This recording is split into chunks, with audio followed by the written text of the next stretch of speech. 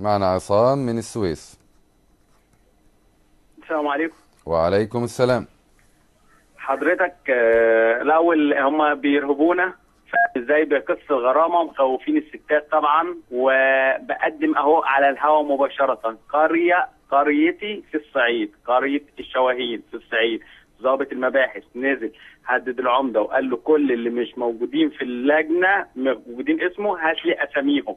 ده تهديد علنا، دي اول حاجه. تاني حاجه بوجه رساله على الهوا للاستاذ ابراهيم عيسى، احنا متربيين كويس ومتعلمين كويس واحسن منك، تمام؟ عشان هو بيقول لنا ان انتوا مش متربيين، لا احنا متربيين، هو احنا مش خونه. ابراهيم انتوا عيسى قال ان الخونه، انتم انتوا اللي مين بقى. قال ايه مش متربيين ازاي يعني؟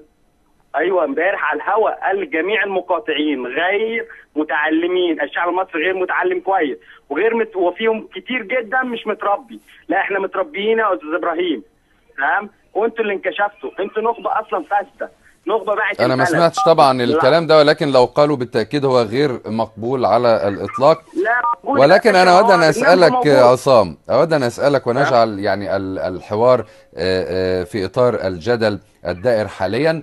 برأيك يعني لماذا هذا الإصرار على المد ومحاولة رفع نسبة التصويت؟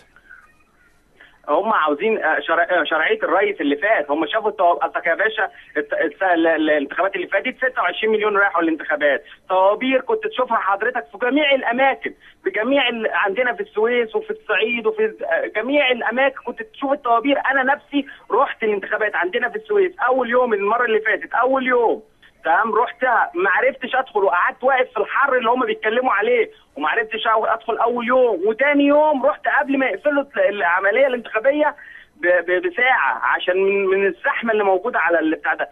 وجاي 26 مليون. هم دلوقتي هيضحكوا على الشعب يقولوا له ايه؟ فاهم ازاي؟ معروفه ان هم مش هتجيب 26 ولا 20 ولا الكلام اللي هم بيقولوه خالص، تمام؟ ال 20 وال 26 جم في الطوابير الكتيره اللي كانت موجوده، تمام؟ هم دلوقتي هيقولوا للشعب ايه؟ فين بقى شرعيته؟ فين الشعب اللي هم، فين ال 33 مليون، وفين ال 40 مليون اللي هو طالبهم، وفين الشعب اللي معاه، وفين الوسيم، وفين حمله كامل الجميله وبامر الشعب وال 22 مليون توكيل اللي لموهم عشان ينزل الانتخابات؟ كل الكلام ده فين حضرتك؟